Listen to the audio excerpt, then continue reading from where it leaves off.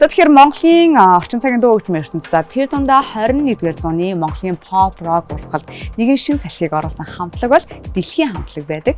За дэлхийн хамтлаг нь 2009 онд ертөнц төслийг хэрэгжүүлж эхлүүлээд за үүгээрээ дамжуулан үндэсний язгуур хөгжим аялгыг орчин үеийн электроник хөгжмийн урсгалтай хослуулан үзэх сонсогчдод анх хүргэж байсан. Ер нь дэлхийн хамтлагийн уран бүтээлүүдийг маш гоё чих тавин сонсох юм бол үндэсний хөгжим язгуур аялгыг орчин үеийн электроник хөгжимтэй хослуулахаас гадна байгалийн амьд чимээнүүдийг оруулж өгдөрөө маш том онцлогтой.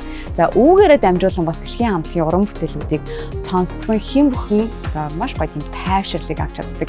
Стрессээс холдож ангижирч чаддаг. Нэг ёсондоо хөгжим байгаль хоёрыг холбосон маш гоё юм гүн гүнзгий утга агуулгатай хөгжмийн бүтээлүүдийг дэлхийн хамтлаг ер нь бол туурайдаг. Тэгээд сонирхуулж хэлэхэд анх ертөнц нэртэй төслийг хэрэгжүүлээд 2012 онд ертөнц цомгоо үзэг сонсогчдын гар дээр хүргэж байсан. Тэгвэл энэхүү цомог нь тухайн жилдээ хамгийн өндөр борлуулалттай цомгоор нэрлэгдэж байсан ийм түүхтэй. За тэр цагаас хойш 2016 онд байгаа цомог 2022 онд Хүмүүн нэртэй цомгуудаа гаргаж байсан. За тэгээд энэхүү гурван цуврал цомгоо гурвуулынгийн хянц хэлбэрээр хийвлээд үзэг сонсогчдын гар дээр хүргэж байсан.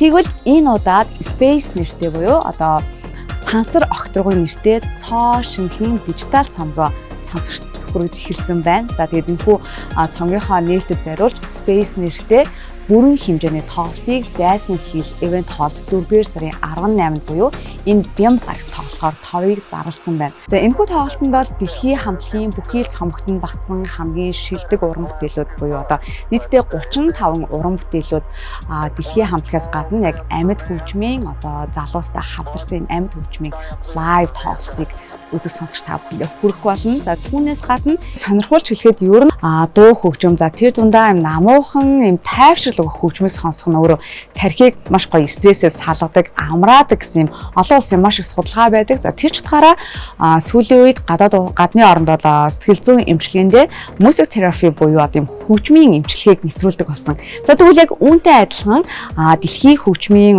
нийт уран бүтээлүүдийг энгийн насан турш төдийгүй бага насны хүүхдүүд сонсоход Монголын тархи судлаач нар яаж хүний тархинд энэ дуу хөгжим нөлөөлж байна вэ гэдэг энэ судалгааг одоогоос нэг 2-3 жилийн өмнө хийж байсан.